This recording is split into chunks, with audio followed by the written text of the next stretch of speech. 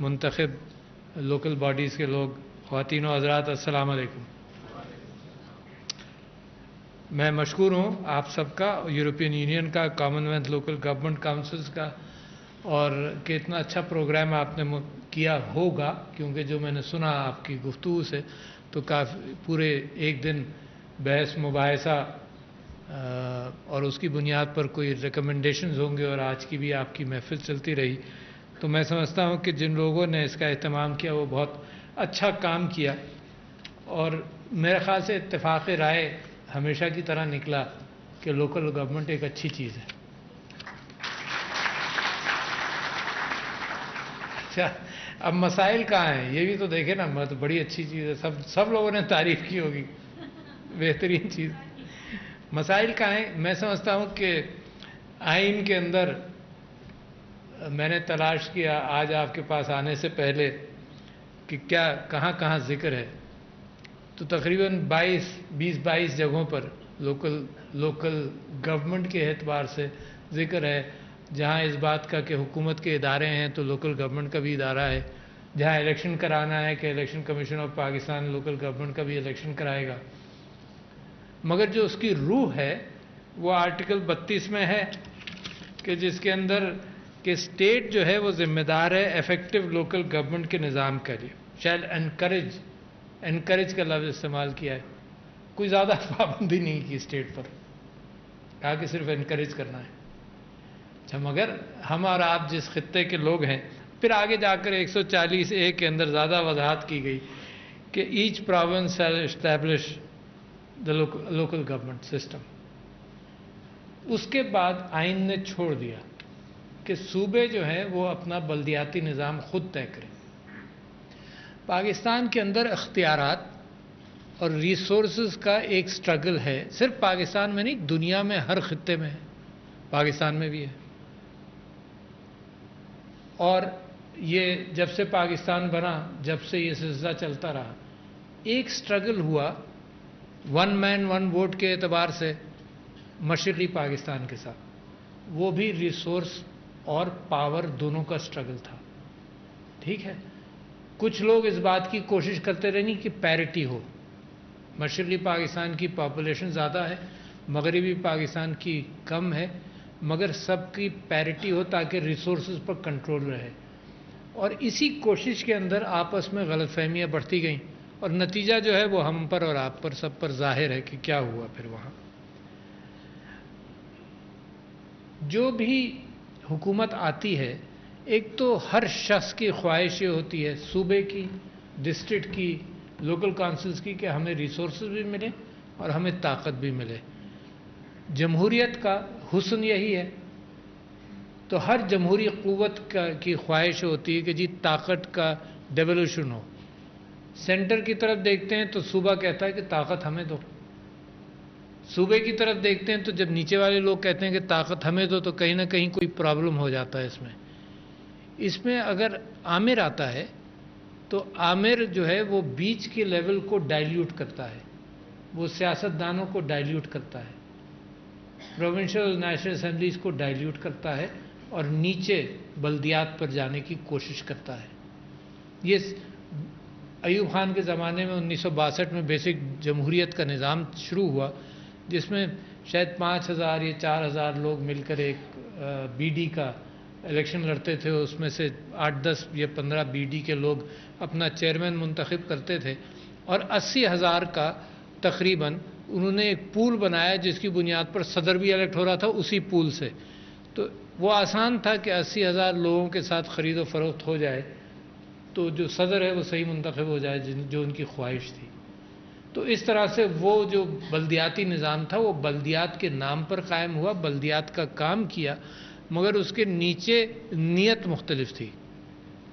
کوئی لوگ بچوں سے یہ امید کرتے ہیں کہ یہ بڑھاپے میں ہماری خدمت کرے گا، کچھ لوگ ایسے بھی ہوں گے جو سوچتے ہوں گے کہ یار یہ بھی لوٹ مار کر کے ہماری خدمت کر دے گا، تو وہ نیت جو تھی اس بلدیاتی نظام کے پیچھے وہی گڑبڑ تھی۔ پھر 79 میں آیا جیسے آپ نے ذکر کیا، پھر 2002 میں آیا، مگر میں آپ یہ اگر سوچ رہے تھے جو تقریر میں کہا کہ جی ریاست کی میں کوئی پوزیشن دوں گا تو ریاست کی پوزیشن تو آئین ہے. حکومتوں کی پوزیشن مختلف ہوگی اور حکومتوں کے ریپرزنٹیٹیوز یہاں آ کر بات کر کے گئے ہوں گے, مگر ریاست کی پوزیشن تو آئین والی ہے نا, وہی میں آپ کے سامنے رکھوں گا بھی. مگر ذرا سوچے تو صحیح کہ آپ کی تاریخ کیا ہے. میں ایک انوکھی بات آپ کے سامنے آج کر رہا ہوں. دنیا کی پرانی سویلائزیشنز صرف دریاؤں کے گرد ہوئیں. یورپ کے اندر ڈینیوب کے گرد, اس کے بعد ٹائیگرس, یوفریٹس, نائل اور دریائے سندھ. 5 سویلائزیشنز. سومیرین سویلائزیشن ٹائیگرس اور یوفریٹس کے ساتھ, فرعون کی سویلائزیشن, مصر کی سویلائزیشن نائل کے ساتھ, اور موہنجدارو اور ہڑپا والی اور ٹیکسلا والی سویلائزیشن جو ہے وہ دریائے سندھ کے ساتھ ہوئی. مگر ایک انوکھی بات آپ کے سامنے جو رکھنا چاہتا ہوں وہ یہ کہ آج سے 4000 سال پہلے, 3000 سال پہلے آثار سارے موجود ہیں کہ اس زمانے کی آبادیوں کے اندر ان ساری سویلائزیشنز کے مقابلے پر دریائے سندھ کی جو سویلائزیشن تھی وہ بلدیات کے اعتبار سے سٹرونگ تھی. یہ آپ کی ہسٹری. کیسے سٹرونگ تھی؟ کہ کمیونل لیونگ تھی. بہت بڑی کوئی باؤنڈری نہیں تھی کہ جنگ و جدل کا کوئی یہاں پر آثار نہیں ملتے, ہتھیاروں کے آثار نہیں ملتے موہنجداروں میں, مگر کمیونل لیونگ کے آثار ملتے ہیں. بلدیات کا نظام ملتا ہے.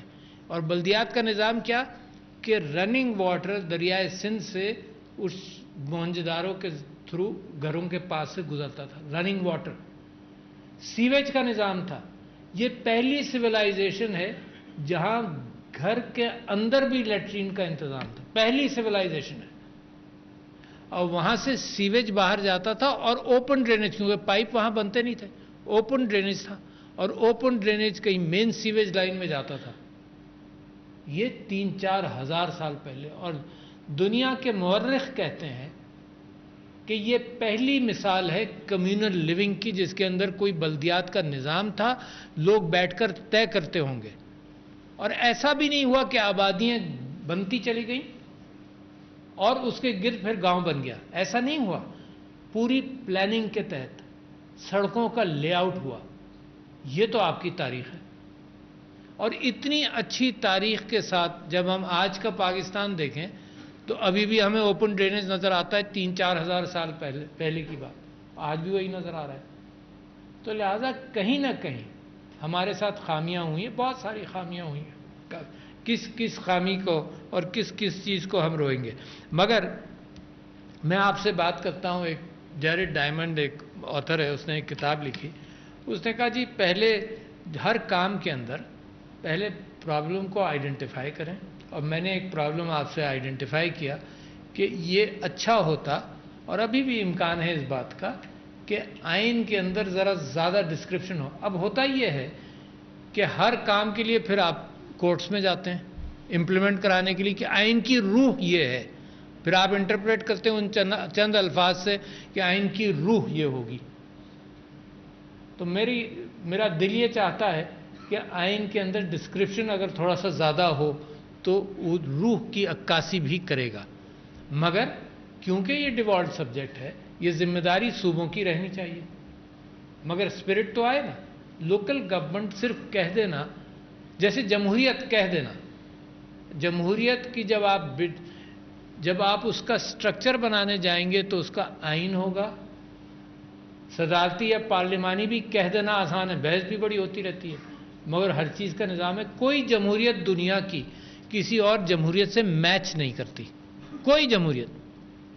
ہر جمہوریت کے ساتھ کوئی آئین ہے, ہر حکومت کا کوئی آئین ہے.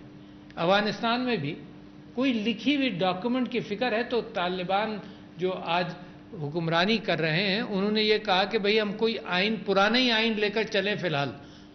تو انہوں نے کہا ظاہر شاہ کا جو آئین ہے اس کو ہم لے کر کام تو شروع کریں اپنا, پھر اس کے بعد آپ تبدیلی کرتے رہیے گا. تو لہٰذا کوئی جمہوریت ایک سی نہیں ہے, کوئی بلدیاتی نظام ایک سا نہیں ہے. جو کہتا ہے غلط کہتا ہے. ہر جگہ کی روح اور اسپرٹ کے اعتبار سے بنتا ہے. ہمارے ہاں بلدیاتی نظام تھا, پنچایت تھا, جرگہ تھی. وہ سول سائٹ پر یا کرمنل سائٹ پر بھی فیصلے کرتے تھے جو پاکستان کا آئین اور پاکستان کا نظام بننے کے بعد ان فیصلوں کے اعتبار سے وہ ایڈمنسٹریٹو فیصلوں کے اندر آ گئے، مگر آپس کے جھگڑے، آپس کی بہت ساری چیزیں، وہی پنچایت اور جرگہ، اس کو ہندوستان نے پنچایت سسٹم کو باقاعدہ ریکگنائز بھی کیا اور پہچان لیا۔ وہی چیز ہے کس قانون کے تحت جرگہ بھی بذات خود لوگوں کے سامنے اگر جرگہ کا ذکر کرو تو وہ ڈرانے کے لیے کافی ہوتا ہے نا، ایسی کیفیت نہیں ہے۔ وہ بھی ایک بلدیات کا یا لوکل کنسلٹیٹو نظام تھا، اور جب سٹیٹ کہیں سے مسنگ تھی تو وہ سٹیٹ کا فنکشن بھی پورا کر دیتا تھا کہ آپس میں لڑائی جھگڑے کو نمٹایا جائے، کسی طرح سے حل کر دیا جائے۔ اچھا، ڈیولوشن جب ہم کرتے ہیں تو اسی لیے کرتے ہیں، 4-5 ڈیز ہیں اس کے اندر، بلدیات کے اندر، جو میں سمجھتا ہوں بڑے اہم ہیں۔ پہلے تو یہ سمجھ لیجئے کہ پرابلم کہاں ہے۔ میں نے آپ سے کہا کہ آئیڈینٹیفائی کریں پرابلم کو، پھر مالکی کریں کہ نہیں ہے یہ پرابلم، اور جتنے مشورے ایسے مشوروں کے اندر کوئی وزن بھی ڈالیں، اور اس میں سیاسی وزن آپ نے کل اور آج کی بحث کے اندر سیاسی وزن ڈالا کہ سیاسی ذمہ داران یہاں آئے، انہوں نے کہا کہ کچھ غلطیاں ہوئیں اور انہوں نے کہا کہ کچھ ٹھیک کرنے کی ضرورت ہے۔ پہلا سٹیپ ہے آئیڈینٹیفائی کرنا، دوسرا سٹیپ کرنا ہے کہ مالکی کرنا، اب ہم نے کچھ کرنا ہے، اور تیسرا قدم ہے کہ ماضی کی غلطیوں سے کچھ سیکھ لینا، دوسروں کی اچھائیوں کو اڈاپٹ کرنا، اور پانچواں قدم یہ ہے کہ پھر اس کو پلان کرنا کہ کرنا کیا ہے، اور پھر اس کو کمٹ کر امپلیمنٹ کرنا۔ یہ تو 5-6 چیزیں ہیں جو میں سمجھتا ہوں کہ آپ کو اور ہم کو ہر قدم کے ہر معاملے کے اندر اسی انداز سے سوچنا چاہیے کہ آئیڈینٹیفائی کر لیں پرابلم ہے، پھر مالکی کریں اس پرابلم کی، پھر سیکھ لیں ماضی سے اور حال کے اندر، پلان کر لیں اور پھر اس کو امپلیمنٹ کریں۔ تو یہی چیز بلدیات کے حوالے سے میرا مشورہ ہے۔ مگر بلدیات کے اندر کیا خوبصورتی ہے جو ہمیں اور آپ کو پسند ہے۔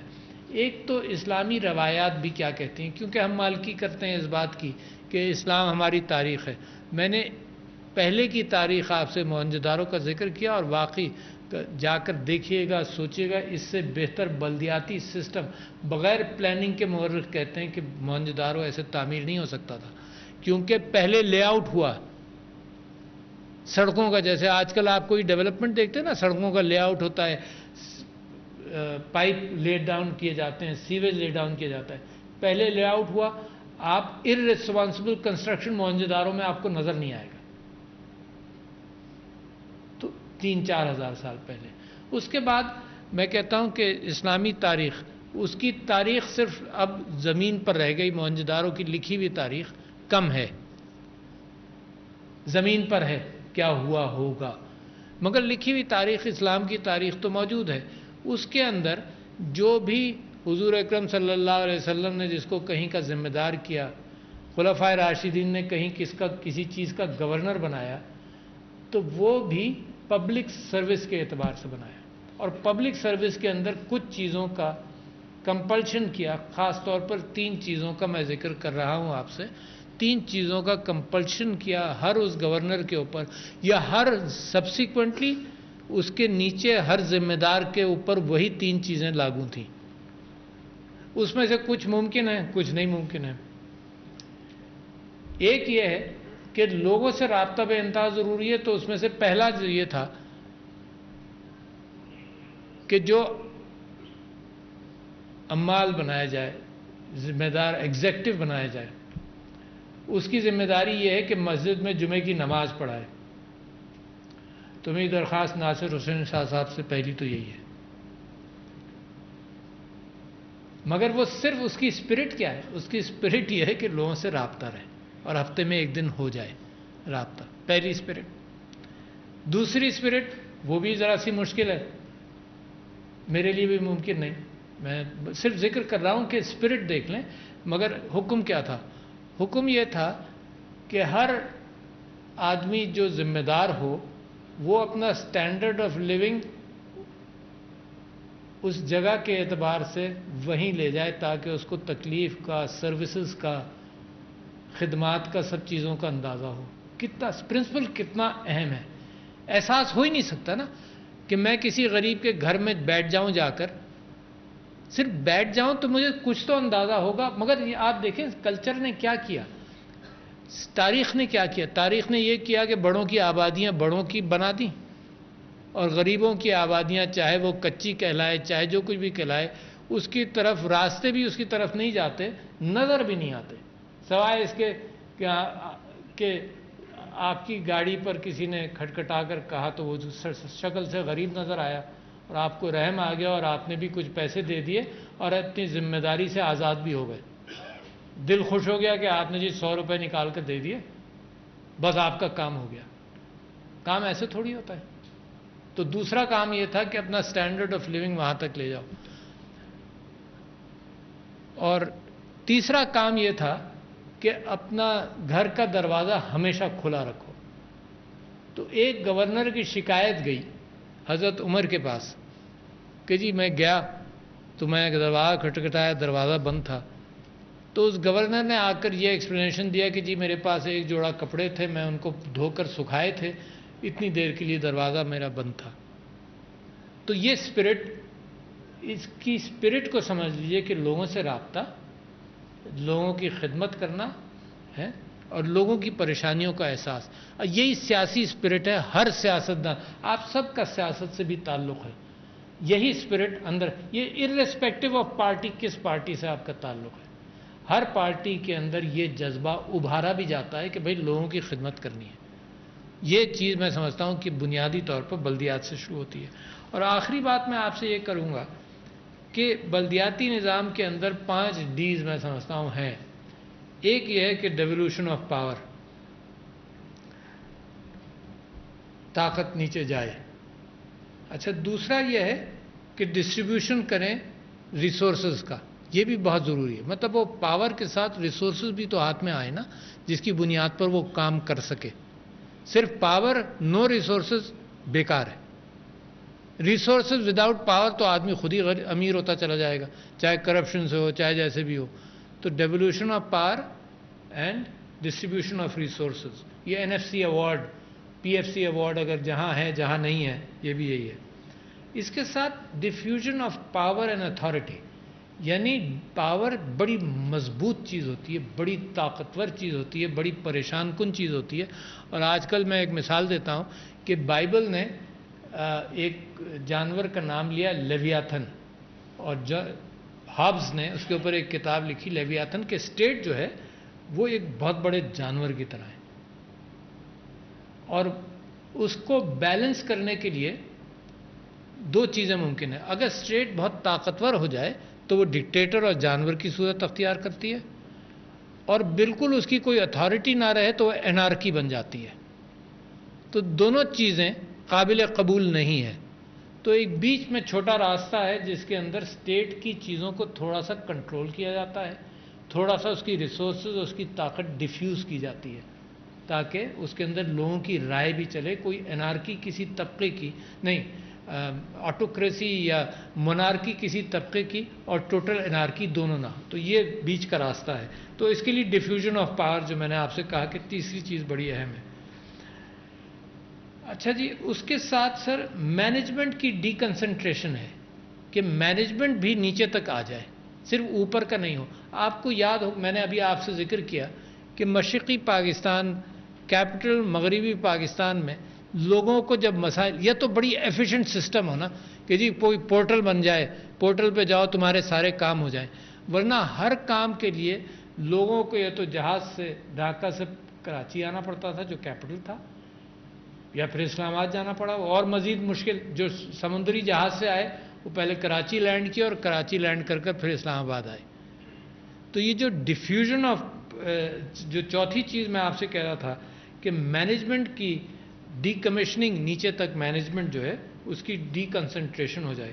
اور 5واں جو ہے وہ ڈی سینٹرلائزیشن ایڈمنسٹریٹو سروس کا بھی ہو جائے, یعنی جو سروس کا کیڈر ہے وہ بھی ڈی سینٹرلائز ہو.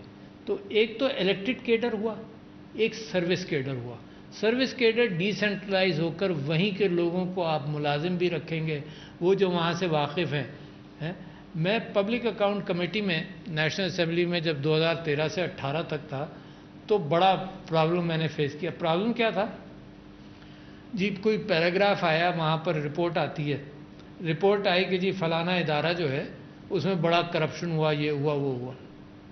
اچھا جی، جو صاحب بیٹھے ہیں وہ سیکرٹری ہیں وہاں، تو میں نے ان سے پوچھا کہ بھائی، اور یہ 5 سال ہوتا رہا میرے ساتھ، میں نے پوچھا کہ بھائی یہ کیا ہے، یہ تو بہت زیادہ کرپشن ہے. تو وہ سیکرٹری صاحب وہاں سے کہتے ہیں کہ جی میں تو ابھی آیا ہوں 3 مہینے پہلے. چلو اب اس سے کوئی سوال ہی نہیں ہو سکتا. اچھا اب کسی کو یہ نہیں پتا، یاد بھی تو نہیں رہتا نا کہ اس سے پہلے کون سیکرٹری تھا. 1-2 مہینے بعد جہاں پر وہ اب سیکرٹری ہے اس کا پیرا آیا. اب ہم دیکھ کر کہہ رہے ہیں کہ یار تمہارے یہاں تو بے انتہا کرپشن ہے. کہتا جی میں تو 3 مہینے پہلے آیا ہوں. تو لہذا کوئی مالکی نہیں ہے کہیں. یہ ٹوپی ڈرامہ ہمارے ساتھ چلتا رہا، جو یہاں تھا یہاں سے وہاں چلا ہو گیا. تو اگر لوکل ایڈمنسٹریشن بھی لوکل ہو تو کم سے کم جو گڑبڑ کر وہ کہیں دور نہیں جائے گا. بلدیات والے لوگ اور آبادی کے لوگ اس کو پکڑ تو سکیں گے.